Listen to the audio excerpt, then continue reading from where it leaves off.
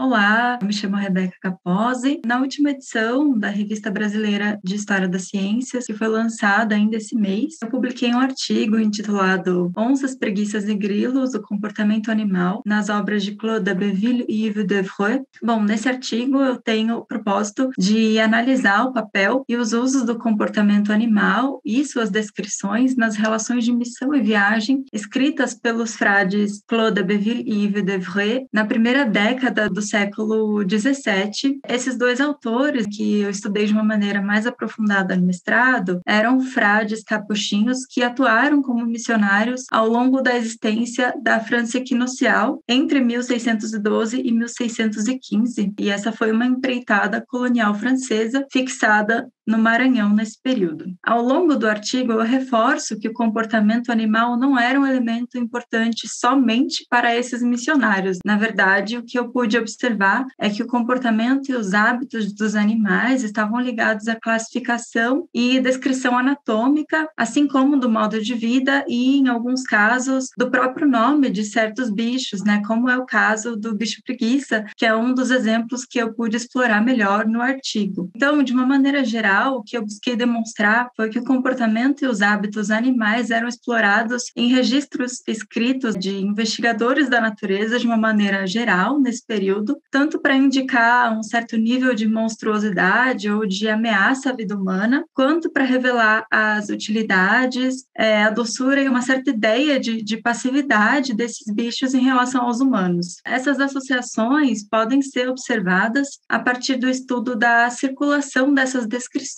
e de como algumas dessas informações sobre um determinado animal se repetiam e nessa circulação também iam se modificando com o tempo. Entretanto, ao longo da análise qualitativa das fontes, eu busquei destacar que é possível que existam algumas especificidades do papel do comportamento animal nessas obras dos capuchinhos franceses que eu estudei, sobretudo no que diz respeito ao que eu chamei no artigo de humanização e bestialização desses animais. Esse é um tipo de conexão, como eu busco demonstrar no trabalho, que poderia então servir como uma espécie de exemplo aos fiéis dos missionários, já que os animais, muitas vezes considerados espertos, ou seja, dotados de uma característica humanizada, eram descritos de maneira positiva e curiosa, enquanto outros, como alguns que eram conhecidos como ferozes, eram caracterizados como uma ameaça perigosa e danosa aos humanos. Por fim, nesse artigo, eu acredito que o comportamento pode ser, então, encarado como uma parte da economia moral, que, segundo a Lorraine Deston, pode ser definida como uma rede de valores saturados de afeto. Nesse caso, os valores que sustentavam as narrativas capuchinhas, seja pela doutrina franciscana, da qual eles faziam parte, ou pela ideia de curiosidade, monstruosidade e utilidade, que eram importantes para a classificação natural nesse período, também faziam parte da chamada virtude epistêmica em voga nesse momento, que para Daston e para o Peter Gallison também podiam ser reconhecidas na época como a busca pela verdade na natureza. Então, ou seja, a verdade poderia supostamente ser alcançada a partir dos elementos naturais espalhados pela Terra para que os humanos os decifrassem. Mas assim, eu acho que vale considerar que esse processo de decifração não foi feito na prática, sem o fundamental conhecimento de uma rede de atores diversos que incluíam os nativo-americanos,